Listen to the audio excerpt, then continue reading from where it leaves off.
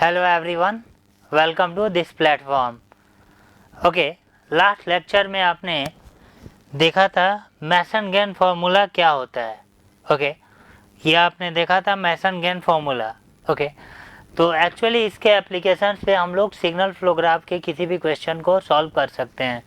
तो transfer function find out करने का ये एस.जे. मैसन साहब ने एक तरीका दिया था. ओके, इसको फार्मूला को यूज करके हम लोग किसी भी ट्रांसफ़र फंक्शन को कैलकुलेट कर सकते हैं अगर कोई भी सिग्नल फ्लो ग्राफ गिवन है तो. ओके, तो इसके लिए क्या होता है एन, क्या होता है एन, क्या होता है पी के, क्या होता है डेल और क्या होता है डेल के, ये आपने देखा था. ओके, इसके बाद मैंने बोला था कि दो चीज़ फॉरवर्ड पाथ एंड लूप के सिलेक्शन में अगर आप मिस्टेक नहीं करोगे तो फिर आप कभी भी मिस्टेक होने के चांसेज काफ़ी कम होंगे. मतलब 99% आप मिस्टेक नहीं करोगे अगर दो चीज़ आपने अच्छे से सिलेक्ट कर लिया, एक फॉरवर्ड पाथ और दूसरा है लूप. क्लियर? तो देखें, फॉरवर्ड पाथ में हमेशा ध्यान यही रखना है जो मैंने हाईलाइट करा है. इसमें फॉरवर्ड पाथ में कोई भी नोड रिपीट नहीं होना चाहिए. और लूप के सिलेक्शन में लूप क्या होता है, देखो लूप भी एक पाथ होता है. लूप भी क्या होता है, एक पाथ होता है. जहाँ से स्टार्ट होगा वहीं पे टर्मिनेट होगा. देखो, जहाँ से स्टार्ट होगा वहीं पे ख़त्म होगा. ओके, तो एक बात तो श्योर है कि जहाँ से स्टार्ट हो रहा है वहीं पे ख़त्म हो रहा है. तो ये वाला जो स्टार्टिंग नोड है ये तो दोबारा आएगा ही आएगा, रिपीट होगा ही होगा. लेकिन इस नोड के अलावा कोई दूसरा नोड रिपीट नहीं होना चाहिए. यही सामने लिखा हुआ है कि ये भी एक पाथ होता है, जहाँ से स्टार्ट होगा वहीं पे टर्मिनेट होगा. क्लियर? लेकिन इस नोड के अलावा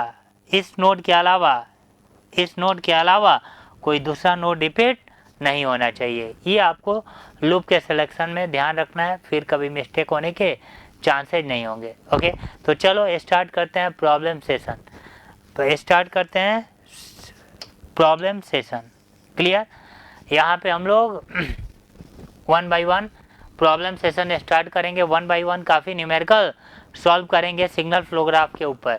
इंपॉर्टेंट टॉपिक है सिग्नल फ्लो ग्राफ.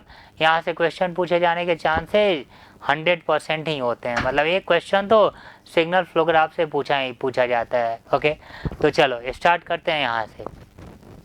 ये पहला प्रॉब्लम है आपका. ओके, तो देखें दो चीज़ आपको सबसे पहला क्वेश्चन है, मैं जैसे सॉल्व करवाऊँगा आप वैसे सॉल्व करना. इसके बाद जितने भी न्यूमेरिकल मैं कराऊँगा तो आप न्यूमेरिकल देख लेना, वीडियो पॉज करना और फिर आप खुद से सॉल्व करना. तब मेरा सॉल्यूशन आप देखना, तब मेरा सॉल्यूशन देखना. ओके, देखो किसी भी चैप्टर में जब मैं न्यूमेरिकल प्रॉब्लम सेशन कराता हूँ तो पहला प्रॉब्लम आपको मेरे साथ करना होता है और उसके बाद मैं जितने भी न्यूमेरिकल कराऊँ उसमें आपको वीडियो पॉज करके और क्वेश्चन सॉल्व करके तब सॉल्यूशन देखना होता है. इससे आपका अप्रोच डेवलप होगा. क्लियर? ओके, तो ये पहला प्रॉब्लम है. तो देखें, पहला प्रॉब्लम आप मेरे साथ करेंगे और इसके बाद जितने भी न्यूमेरिकल कराऊंगा खुद से करना. तो देखो, कभी भी अगर सिग्नल फ्लो ग्राफ गिवन हो और ओवरऑल ट्रांसफर फंक्शन, देखो क्या पूछा जा रहा है, transfer function is equal to what, ये क्वेश्चन मार्क है. मतलब आपको ट्रांसफर फंक्शन CS/RS बताना है. तो कभी भी अगर आपसे ट्रांसफर फंक्शन पूछा जाता है तो आपको इनपुट से आउटपुट जाने का रास्ता ढूंढना होता है. मतलब पहले फॉरवर्ड पाथ सेलेक्ट करना होता है और फिर लूप सेलेक्ट करना होता है. ये दो चीज़ आपको खुद से पहले करना होता है, उसके बाद ही हम कुछ भी कर पाते हैं. ओके, तो देखें number of forward path, number of loop आपको इसमें देखना है. ओके, तो पहले आप अपने दिमाग के अकॉर्डिंग आप देखो कि कितना फॉरवर्ड पाथ है और कितना लूप है, वीडियो को पॉज करके. ओके, और उसके बाद मैं आपको यहाँ पे बता दूंगा कि कितना फॉरवर्ड पाथ है, कितना लूप है, कौन कौन सा है, वो मैं दिखा दूंगा. तो पहले आप खुद से करो, तब आप मैच करो कि मैं क्या बता रहा हूँ, कितने फॉरवर्ड पाथ हैं और कितने लूप हैं. ओके, चलें, तो आई थिंक आपने वीडियो को पॉज करके चेक किया होगा कितने फॉरवर्ड पाथ हैं और कितने लूप हैं. ओके, तो कितने फॉरवर्ड पाथ आपको दिख रहे हैं यहाँ पे, how many forward paths are there, how many forward path. Okay, काफ़ी लोग 3 बता रहे होंगे, कुछ लोग 4 बता रहे होंगे, कुछ लोग 2 बता रहे होंगे. तो चलो मैं दिखा देता हूँ कितने फॉरवर्ड पाथ हैं। देखो, एक तो ये सीधा सीधा इनपुट से आउटपुट जाने का रास्ता है। देखो, आप खुद को ही सिग्नल मान लो और आप ये देखो कि इनपुट से आउटपुट जाने का कितना रास्ता आपको दिख रहा है।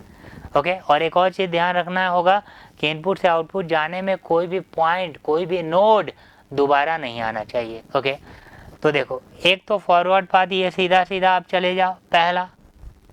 ओके, दूसरा फॉरवर्ड पाथ आप देखो, आप ऐसे भी जा सकते हो, ये सेकंड फॉरवर्ड पाथ है। ओके, आप चाहो तो आप यहाँ तक आके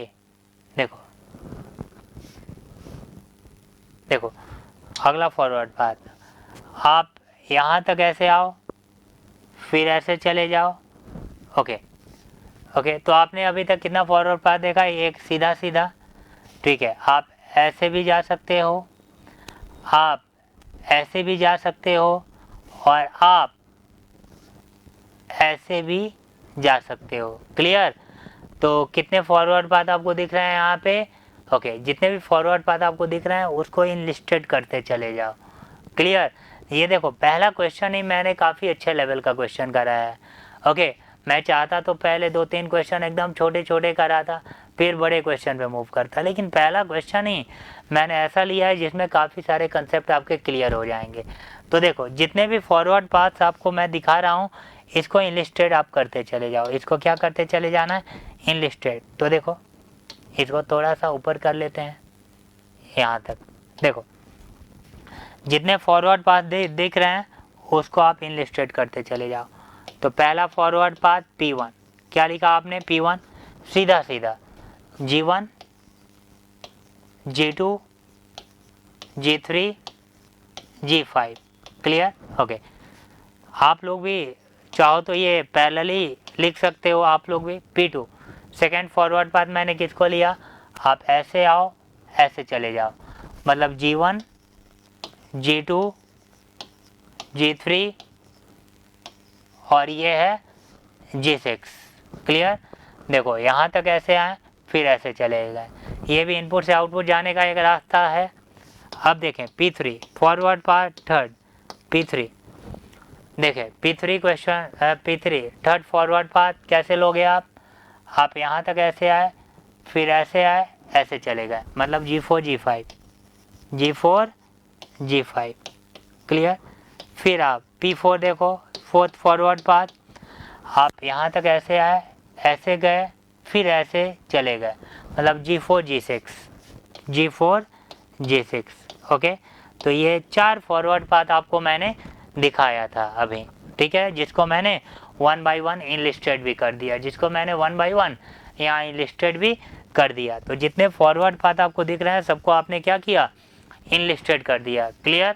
ओके, तो देखें, फिर से मैं रिपीट कर देता हूँ। पहला क्वेश्चन है तो फिर से मैं रिपीट कर दे रहा हूँ। देखें, पहला फॉरवर्ड पाथ मैंने इसको लिया। ओके, पहला फॉरवर्ड पाथ, फिर मैंने यहाँ तक ऐसे आया, फिर ऐसे चला गया। ये मैंने सेकेंड फॉरवर्ड पाथ लिया, आप देख सकते हो। थर्ड फॉरवर्ड पाथ, मैं यहाँ तक ऐसे आया, फिर ऐसे आया, फिर ऐसे चला गया। ये मैंने लिया थर्ड फॉरवर्ड पाथ। और last one fourth forward path, यहाँ तक ऐसे आया, फिर ऐसे गया, फिर ऐसे गया। ये है आपका फोर्थ फॉरवर्ड पाथ। क्लियर? तो कितने फॉरवर्ड पाथ आपको दिखे यहाँ? 4 फॉरवर्ड पाथ आपको दिख रहा है। कभी भी आपको एरो के डायरेक्शन में मूव करना है, ठीक है ना? ऐसा नहीं करेंगे कि ये एरो का डायरेक्शन इधर है। कुछ लोग क्या करते हैं, ऐसे आते हैं और ऐसे चले जाते हैं, जो बिल्कुल गलत होगा, क्योंकि एरो का डायरेक्शन इधर से इधर है। क्लियर? तो आपको ऐसे आप नहीं जा सकते हो, आपको ऐसे ही आना पड़ेगा। तो कभी भी अगर मूव करना है ना, कभी भी मूव करना है तो आपको एरो के डायरेक्शन में मूव करना है, ठीक है ना? एरो के डायरेक्शन में मूव करना है, एरो के अपोजिट मूव नहीं कर सकते हो आप। क्लियर? तो ये तो आपने देखा 4 फॉरवर्ड पाथ। यहाँ पे लूप बताओ, लूप कितना दिख रहा है? How many loops are here? How many loops are here? Okay, कुछ लोग 3 बता रहे होंगे, कुछ लोग 4 बता रहे होंगे, कुछ लोग 5 बता रहे होंगे, कुछ लोग 2 ही बता रहे होंगे। तो देखो, पहला क्वेश्चन है तो इसलिए मैं आप पे प्रेशर एग्जर्ट नहीं करूँगा, ठीक है ना? आप यहाँ पे देखो, पहला क्वेश्चन है, इसलिए मैं आपको एक एक स्टेप आपको अच्छे से दिखा रहा हूँ। देखें, लूप कितना है, देखना। देखो, लूप को हम लोग ऐसे दिखाने की कोशिश करते हैं, दिखाएंगे लूप तो ऐसे मिस्टेक होने के चांसेस कम होंगे। तो चलो ग्रीन मार्कर ले लेते हैं। देखो एक तो ये लूप है, दिस इज L1। ये कौन सा लूप है साहब? L1। L stand for loop, okay. तो ये है आपका L1। अब देखें, अब कौन सा लूप है? ये वाला लूप दिखा सबको, यहाँ से ऐसे आए और ऐसे एरो के डायरेक्शन में निकल गए। तो ये आपका कौन सा लूप हुआ? L2। ये वाला कौन सा लूप हुआ साहब? L2 हुआ। क्लियर? L2, ठीक है। अब देखें, आप ऐसे आओ, अच्छे से देखना, और ऐसे निकल जाओ। ध्यान देना, आप यहाँ से स्टार्ट करो जर्नी और एरो के डायरेक्शन में मूव करना है। तो यहाँ से आपने जर्नी स्टार्ट किया, देखो कहाँ से जर्नी स्टार्ट किया आपने? यहाँ से जर्नी स्टार्ट किया और वापस यहीं पे आ गए। तो ये आपका हो जाएगा L3। देखो ये कौन सा लूप होगा? यहाँ से स्टार्ट किया जर्नी और ऐसे निकल गए, तो ये होगा L3। अब देखो यहाँ से जर्नी स्टार्ट किया और आप ऐसे निकल गए, फिर से देखना, यहाँ से जर्नी स्टार्ट किया और आप ऐसे निकल गए, तो ये हो गया आपका L4। ये हो गया आपका L4, L4 मतलब L4। क्लियर? देखो L4 आप वीडियो को रिवाइंड करके चेक कर सकते हो कि L4 मैंने किसको दिखाया है, L4 मैंने किसको दिखाया है। क्लियर? तो ये आपका फोर्थ लूप है L4। ओके, तो वीडियो को रिवाइंड करके आप देख सकते हो, एक बार फिर से फॉरवर्ड पाथ, एक बार फिर से लूप। ये तो आपके पास अच्छा अपॉर्चुनिटी है कि आपके पास रिकॉर्डेड फॉर्म में वीडियो है, तो आप जितनी बार इसको देखना चाहो उतनी बार देख सकते हो। क्लियर? तो नंबर ऑफ फॉरवर्ड पाथ में जिसको भी कन्फ्यूजन होगा वीडियो को रिवाइंड करके चेक करेंगे, और नंबर ऑफ लूप में जिसको कन्फ्यूजन होगा वो वीडियो को रिवाइंड करके देख लेंगे कि टोटल कितने लूप हैं। तो यहाँ 4 फॉरवर्ड पाथ है और 4 लूप है। तो नंबर ऑफ 4 फॉरवर्ड पाथ को तो मैंने इनलिस्टेड कर दिया। अब मैं चारों लूप को इनलिस्टेड करना चाहता हूँ। ओके, तो चारों लूप को मैं थोड़ा सा इधर स्पेस लूँगा और इनलिस्टेड करने का कोशिश करूँगा। तो देखें ये चारों लूप कौन कौन से हैं, यहाँ पे देखेंगे साहब। L1 कौन सा है? L1 ये वाला, देखो G2 G3 और H1, G2 G3 H1, G2 G3 H1। देखो L2।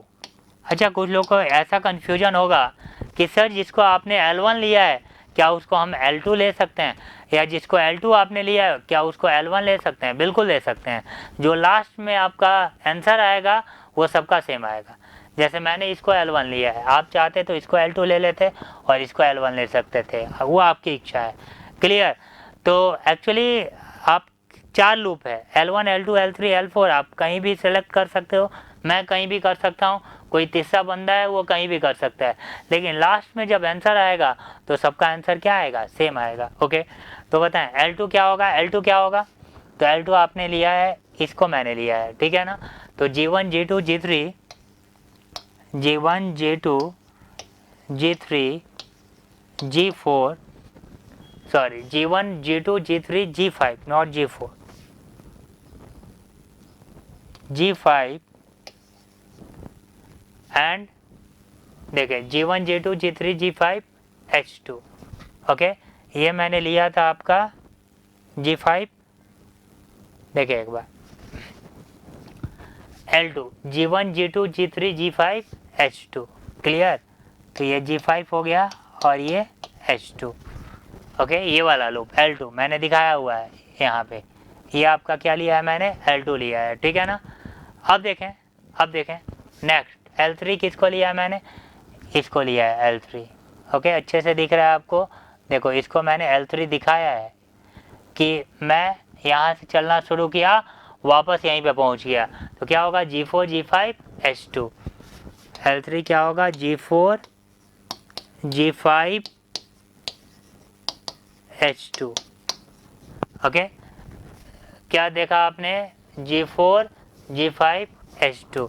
अब देखें L4 क्या दिख रहा है आपको? L4 loop number 4। तो देखो G4 G6H2। एक बार अच्छे से देखना है यहाँ पे, देखो इसको मैं आपको रेड मार्कर से दिखा दे रहा हूँ। देखो यहाँ से चलना शुरू किया और ऐसे वापस यहीं पे आ गए। क्लियर? तो ये आपका क्या है, ये आपका है L4। क्या है साहब? ये आपका L4 है। चलें तो देखें L4 कैसा है।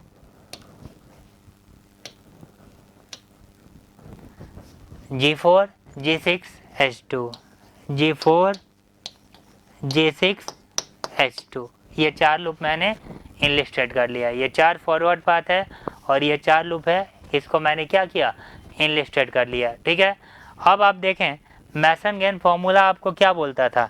मैसन गेन फॉर्मूला आपको बोलता था, देखो यहाँ कि ट्रांसफर फंक्शन इक्वल टू होता है समेसन ऑफ पी के डेल के अपॉन डेल।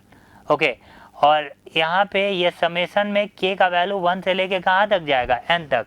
ओके, n तक। अगर n 4 है, नंबर ऑफ फॉरवर्ड पाथ 4 है, तो यहाँ पे क्या आएगा, पहले P1 P2 और समेसन है तो प्लस P2 P3, समेसन है तो प्लस P3, देखो P1 P2 sorry P1 del 1, P2 del 2, P3 del 3 and P4 del 4। Clear? Okay, तो आप देखो आप नंबर ऑफ फॉरवर्ड पाथ लिख चुके हो, अभी इनलिस्टेड कर चुके हो, और आप डेल भी दिखा चुके हो जो अभी न्यूमेरिकल मैं करा रहा हूँ। ओके, अभी डेल के बचा हुआ है, तो डेल के कितना होगा, के का वैल्यू 1 से लेके कहाँ तक होगा, n तक होगा। तो इसमें अभी आपने देखा कि नंबर ऑफ फॉरवर्ड पाथ कितना है साहब, sorry number of forward path इसमें कितना है, 4 है। 4 अगर फॉरवर्ड पाथ है तो यहाँ पे n का वैल्यू 4 है। यहाँ पे मैं ये भी दिखा दे रहा हूँ, ठीक है, ताकि कोई कन्फ्यूजन आपको क्रिएट ना हो। यहाँ n का वैल्यू मैं दिखा दे रहा हूँ, n का वैल्यू क्या है साहब, 4 है। n का वैल्यू 4, n मतलब नंबर ऑफ फॉरवर्ड पाथ, तभी तो P1 P2 P3 P4 आपने लिखा। ओके, जितने फॉरवर्ड पाथ हैं उतने ही आपके डेल के भी आएगा, मतलब del suffix 1, del suffix 2, del suffix 3, del suffix 4। तो आपको डेल 1, डेल 2, डेल 3, डेल 4 लिखना होगा। ओके, क्यों? क्योंकि देखो अभी यहाँ देखो,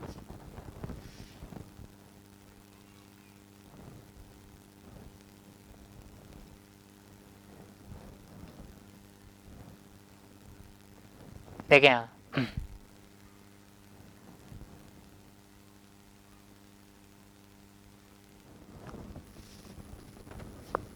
ये आपने देखा अभी। तो अगर मुझे डेल लिखना है तो मैं इसी को स्लाइड करके नीचे लिख दे रहा, सॉरी ट्रांसफर फंक्शन लिखना है, डेल 1 डेल 2 मैं दिखाऊंगा, लेकिन उससे पहले आपका मैं अप्रोच डेवलप करना चाहता हूँ। तो देखें ट्रांसफर फंक्शन का फॉर्मूला अभी देखा था आपने, मैसन गेन फॉर्मूला क्या होता है, समेसन ऑफ पी के डेल के, समेसन ऑफ पी के डेल के अपॉन डेल। ये पहला क्वेश्चन है, इसलिए मैं बिल्कुल आपको स्लोली मूव कर रहा हूँ, स्लोली मूव करूँगा। के का वैल्यू कहाँ से कहाँ तक होता है, 1 से लेके कहाँ तक होता है, n तक होता है, ठीक है ना। तो n का वैल्यू यहाँ पे कितना है, 4 है। तो इसको आप कैसे लिख सकते हो, आप लिख सकते हो P1 del 1 plus P2 del 2 plus P3 del 3 plus P4 del 4, P4 del 4। देखो ध्यान देना, यहाँ पे मैंने यहाँ पे भी पहले 1 लिया तो यहाँ 1 लिया, तो P1 डेल 1 बना। और ये सिग्मा बता रहा है कि इन सारे टर्म के बीच में आपको क्या करना है, सम करना है, प्लस करना है, ठीक है। उसके बाद के का वैल्यू 1 से स्टार्ट हो गया, तो 1 के बाद 2, तो यहाँ P2 डेल 2, 2 के बाद 3, तो P3 डेल 3, फिर 3 के बाद 4, और n का वैल्यू यहाँ पे कितना है, इस क्वेश्चन में 4 है। तो हम लोग कहाँ तक जाएंगे, P सफिक्स n तक जाएंगे। तो n का वैल्यू 4 है, तो P4 del 4। Clear? Okay, upon del, upon इसके नीचे में आएगा अपॉन डेल। क्लियर? तो ये आपका ट्रांसफर फंक्शन आपको दिखेगा। तो देखें P1 P2 P3 P4 आप लिख चुके हो, ठीक है, ये तो लिख चुके हो। अभी क्या बचा हुआ है आपका, डेल बचा हुआ है, और ये सब बचा हुआ है, डेल 1 डेल 2 डेल 3 डेल 4 बचा हुआ है। ओके, तो सबसे पहले हम लोग क्या करते हैं, कभी भी अगर आपको एग्जाम में न्यूमेरिकल सॉल्व करना होगा सिग्नल फ्लो ग्राफ का, तो सबसे पहले हम लोग क्या करते हैं, सबसे पहले हम लोग नंबर ऑफ फॉरवर्ड पाथ को इनलिस्टेड करते हैं, और फिर नंबर ऑफ लूप को इनलिस्टेड करते हैं, फिर नंबर ऑफ लूप को इनलिस्टेड करते हैं। ओके, अब इसके बाद क्या करते हैं, इसके बाद डेल लिखेंगे, और डेल के बाद फिर डेल 1, डेल 2, डेल 3, डेल 4 लिखेंगे। ओके, तब हम लोग सारे वैल्यू को पुट कर देंगे कहाँ पे, यहाँ पे जो अभी आपने देखा, इसमें सारे वैल्यू को पुट कर देंगे तो आप आंसर तक पहुँच जाएंगे। क्लियर? ये पहला क्वेश्चन ही था तो मैंने थोड़ा सा बड़ा क्वेश्चन लिया है ताकि छोटे छोटे सारे पॉइंट्स क्लियर हो जाए। मैंने एक बार में ही 4 फॉरवर्ड पाथ वाला क्वेश्चन ले लिया है। ओके, आपके एग्जाम में 2 फॉरवर्ड पाथ, 3 फॉरवर्ड पाथ या मैक्सिमम 4 फॉरवर्ड पाथ तक ही क्वेश्चन जनरली पूछा जाता है। वो पूछने को तो वो P5 P6 तक भी पूछ सकते हैं, बट जनरली यूजुअली की बात कर रहा हूँ, मतलब 98% केस की बात कर रहा हूँ मैं। ओके, अब देखें, अब डेल मुझे लिखना है तो पहले मैं डेल लिखूंगा, तब डेल 1, डेल 2, डेल 3, डेल 4 लिखूंगा। तो पहले मैं डेल लिखना चाहता हूँ। तो देखो, अब डेल लिखने के लिए ये फिगर आपको सामने होना चाहिए। ओके, क्यों सामने होना चाहिए अभी आपको समझ में आ जाएगा। तो देखो, डेल मैं यहाँ पे लिखना चाहता हूँ, यहाँ पे मैं डेल लिख रहा हूँ। क्लियर? तो थोड़ा सा ध्यान देना साहब, अच्छे से ध्यान देना है। एक बार अच्छे से देख लोगे फिर कोई मिस्टेक होने के चांसेस नहीं होंगे। ये एक्चुअली वेरी फर्स्ट क्वेश्चन है तो फिर आप मिस्टेक नहीं करोगे। डेल इक्वल टू क्या होता है, 1 minus sum of individual loop gain. देखो, अगर आपके पास तो अच्छा अपॉर्चुनिटी है कि आप रिकॉर्डेड फॉर्म में वीडियो देख रहे हो, तो पहला क्वेश्चन है तो मैंने बोला था कि आप पहले सॉल्यूशन को अच्छे तरीके से देखो, ठीक है, बाद में खुद से सॉल्व करना या कॉपी करना। तो देखो, आपके सामने आपका नोट्स होगा, नोटबुक होगा, तो उस नोट्स में जो लास्ट लेक्चर में मैंने मैसन गेन फॉर्मूला पढ़ाया था तो उसमें मैंने लिखवाया था कि डेल क्या होता है, डेल के क्या होता है।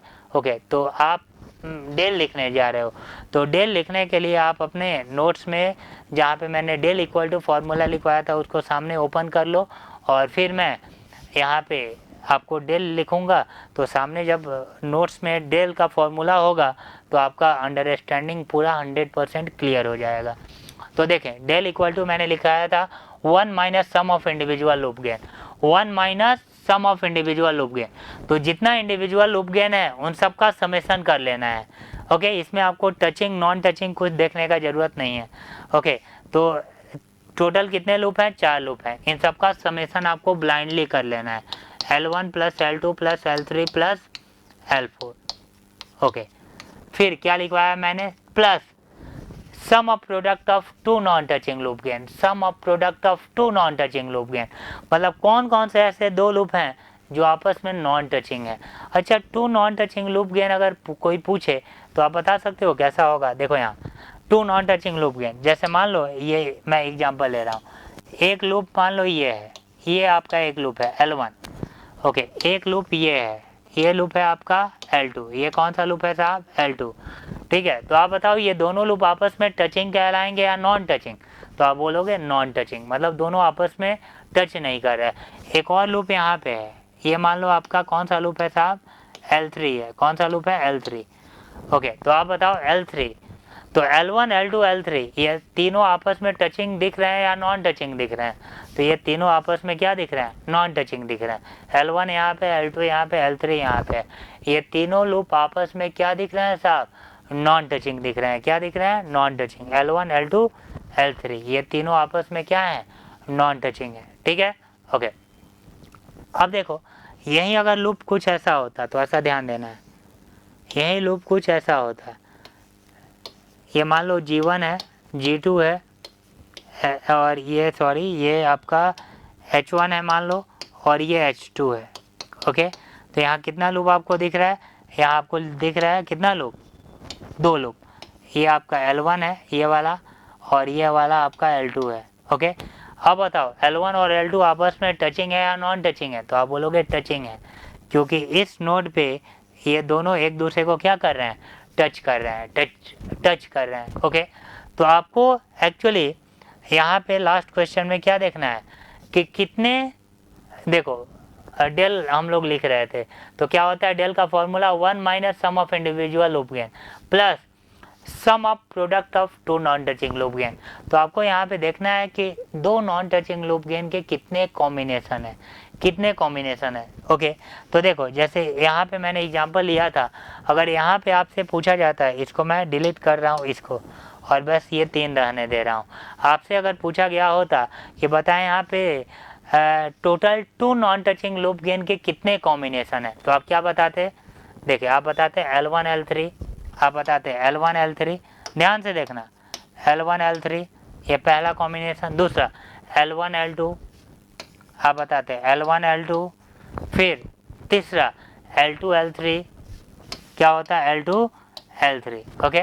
तो अगर आपसे पूछा जाता है कि बताओ यहाँ पे 2 नॉन टचिंग लूप गेन के कितने कॉम्बिनेशन है, तो आप बोलते 3, कौन कौन सा, L1 L2, L1 L3, L2 L3, clear, total 3 combination है, कितना कॉम्बिनेशन है 3, तो ये भी पहचानना काफ़ी ज़रूरी है। तो देखो जनरली सबसे इम्पॉर्टेंट होता है number of forward path select करना, फिर नंबर ऑफ लूप सेलेक्ट करना, और फिर तीसरा number of combination of 2 non touching loop gain पहचानना।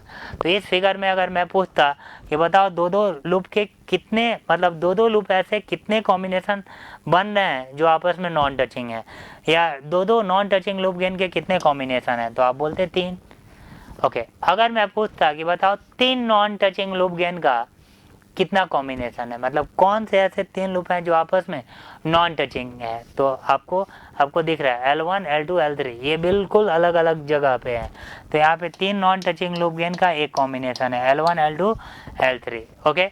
तो देखें पहले आपको देखना होता है 2 नॉन टचिंग लूप गेन के कितने कॉम्बिनेशन, फिर देखना होता है 3 नॉन टचिंग लूप गेन के कितने कॉम्बिनेशन, और उसके बाद देखना होता है कि 4 नॉन टचिंग लूप गेन के कितने कॉम्बिनेशन। तो 4 नॉन टचिंग लूप वाला तो क्वेश्चन रेयरली ही बन पाएगा, आपके एग्जाम में बनने का चांसेस बिल्कुल 0% है। तो ज़्यादा फोकस करना है 2 नॉन टचिंग लूप गेन के कॉम्बिनेशन पे और 3 नॉन टचिंग लूप गेन के कॉम्बिनेशन पे। तो ये तो मैंने एक एग्जाम्पल लिया था, ठीक है, ये मैंने एक एग्जाम्पल लिया था, आप फोकस करो यहाँ पे, ओके, यहाँ पे फोकस करो आप। तो मैं लिख रहा था डेल, तो आप बताएं 1 minus sum of individual loop gain देख चुके हैं, फिर plus sum of product of 2 non touching loop gain.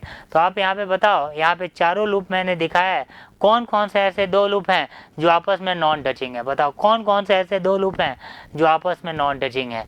तो ऐसा कोई कॉम्बिनेशन इस फिगर में देखने को नहीं मिल रहा है, चारों लूप एक दूसरे को टच कर रहा है। आप देखो, जैसे देखो L1 में G2 आ रहा है ना, आप L2 में भी देखो G2 आ रहा है, तो इसका मतलब G2 इसमें भी है इसमें भी है, हाँ या ना। तो L1 L2 आपस में टच कर रहा है। आप देखो L1 आपने इसको लिया था, ये सुनो, ओके, L1 आपने इसको लिया था और L2 इसको लिया था, तो इन दोनों में आप देख सकते हो ये G2 G3 दोनों में कॉमन है। आप देखो यहाँ भी G2 G3 इन दोनों में कॉमन है, तो ये दोनों आपस में क्या टचिंग कहलाएंगे, नॉन टचिंग नहीं कहलाएंगे। तो यहाँ पे कोई भी ऐसा 2 लूप नहीं है जो आपस में आपको नॉन टचिंग दिखे, तो यहाँ पे नॉन टचिंग लूप का कोई कॉम्बिनेशन नहीं आ रहा है। तो कोई नहीं का मतलब क्या लिखेंगे हम, 0, क्या लिखेंगे 0, ओके। तो मैंने बोला था ना कि डेल कहाँ तक चलेगा, तो देखो यहाँ डायरेक्ट आओ डेल पे, ओके, डायरेक्ट आओ आप डेल पे। तो यहाँ पे आप देखो डेल कहाँ तक चलेगा, तो देखो 1 minus sum of individual loop gain plus sum of product of 2 non touching loop gain. तो जो अभी हम क्वेश्चन कर रहे हैं उसमें 2 नॉन टचिंग लूप गेन का कोई कॉम्बिनेशन नहीं है, तो यहीं पे ये 0 हो गया, ओके। और जब 2 नॉन टचिंग लूप गेन का कोई कॉम्बिनेशन नहीं है तो 3 नॉन टचिंग लूप गेन का कॉम्बिनेशन तो हो ही नहीं सकता है। तो एक बार अगर ये टर्म में 0 आ जाए उसके बाद ये टर्म वहीं पे क्या हो जाएगा, खत्म हो जाएगा। तो ये कहाँ तक जाएगा, मैंने लिख दिया था सो ऑन, ये कहाँ तक चलेगा, जब तक इस टर्म में कोई ना कोई 0 ना आ जाए। तो अभी आपने देखा इस टर्म में, आपने अभी जो क्वेश्चन आप कर रहे थे ये क्वेश्चन था, इस टर्म में आपको क्या दिखा, इस टर्म में आपको यहाँ पे 0 आते हुए दिख गया। जैसे ही ये 0 आया डेल खत्म, डेल क्या हो गया, खत्म हो गया, ये सुनो, ओके। तो ये कहाँ तक चलेगा साहब, ये चलेगा यहीं तक, ओके। अब L1 L2 L3 L4 आपके सामने लिखा हुआ है, ओके। इसका वैल्यू यहाँ पे आपको पुट कर लेना है, इसका वैल्यू आपको यहाँ पे पुट कर लेना है। तो पहला क्वेश्चन है तो मैं वैल्यू पुट कर दे रहा हूँ, ठीक है, नहीं तो ये काम आप खुद से कर सकते थे। 1 माइनस, देखिए L1 क्या है, G2 G3 H1, ओके, फिर प्लस L2 क्या है, G1 G2 G2 G3 G5 H2 plus, okay, plus L3 क्या है, G4 G5 H2 G4 G5 H2 plus plus ये आपका L4 क्या है, G4G6 H2। क्लियर, ये यहीं तक चलेगा। तो ये मैंने वैल्यू लिख लिया किसका, डेल का वैल्यू लिख लिया, ठीक है ना। ये देखो L1 L2 L3 L4 का वैल्यू लिखा हुआ था, उठा के यहाँ पुट करना था। तो ये वैल्यू पुटिंग वाला वर्क आप खुद से कर सकते थे, लेकिन वेरी फर्स्ट क्वेश्चन है तो मैंने उठा के पुट कर लिया, ठीक है। आगे से जितने क्वेश्चन कराऊंगा उसमें लास्ट में आप इन सारे वैल्यू को उठा के पुट करके और अपना फाइनल आंसर लिख लोगे, क्योंकि एक एक सेकेंड हमारे लिए इंपॉर्टेंट है। अब वैल्यू यहाँ से उठाना है, वहाँ पुट करना है, तो ये तो आप खुद से कर सकते हो। तो यहाँ पे मैं टाइम वेस्ट क्यों करूँ आपका, ठीक है ना। ओके, कोई कैलकुलेशन करना होता, कोई डेरिवेशन करना होता तो फिर मैं फाइनल स्टेप तक करता, ठीक है। लेकिन यहाँ से वैल्यू उठाना है, यहाँ पुट करना है, तो ये खुद से कर लोगे। तो ये आप डेल भी लिख चुके हो, क्या लिख चुके हो साहब, डेल। तो आप देखो, आप यहाँ पे P1 P2 P3 P4 लिख लिए, डेल लिख लिए, ओके। अब आपको क्या लिखना है, डेल 1 डेल 2 डेल 3 डेल 4। तो देखो ये भी काफ़ी सिंपल होगा, ये भी मैं आपको दिखा देना चाहता हूँ। तो देखें, तो सबसे पहले आप क्या लिखते हो, टोटल कितने फॉरवर्ड पाथ हैं, टोटल कितने लूप हैं, ये लिखते हो। और फिर आप लिखते हो डेल, और फिर डेल के बाद आप लिखोगे डेल 1 डेल 2 डेल 3, जितना भी डेल सफिक्स मतलब जितना भी ये डेल के आना होगा इसको लिखोगे आप। तो यहाँ पे कितना डेल के आना है, 4, डेल 1 डेल 2 डेल 3 डेल 4। तो इसको हम लोग 1 बाई 1 यहाँ पे इनलिस्टेड करते हैं। चलो तो इनलिस्टेड कर लेते हैं, बिल्कुल सिंपल है साहब।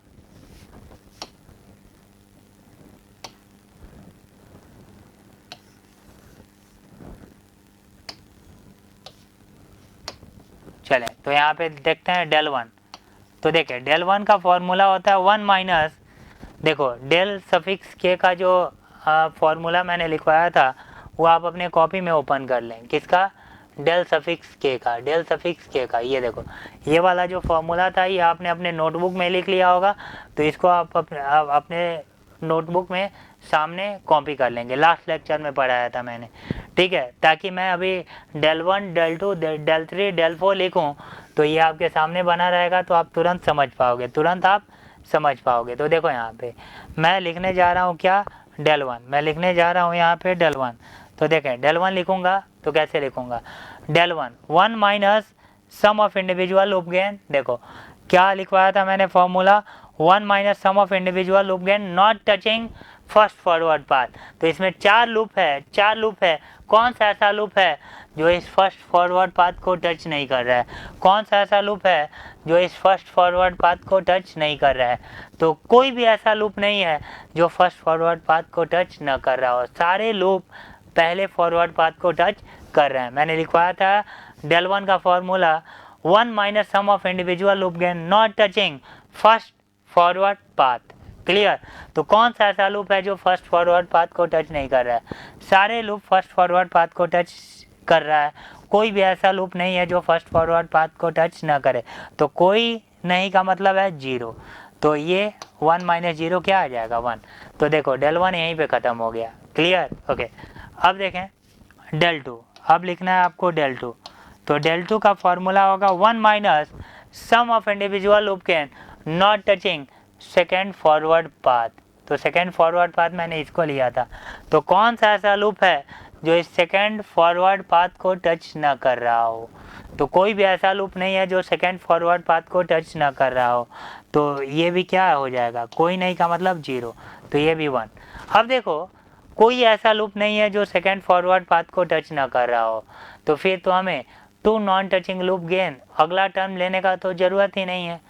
अगला टर्म होता है कौन सा ऐसा 2 लूप है जो आपस में नॉन टचिंग है और जो सेकेंड फॉरवर्ड पाथ को भी टच ना कर रहा है। तो ऐसा तो कॉम्बिनेशन आएगा ही नहीं, क्योंकि इस क्वेश्चन में तो ऐसे भी देख सकते हो 2 नॉन टचिंग लूप गेन है ही नहीं।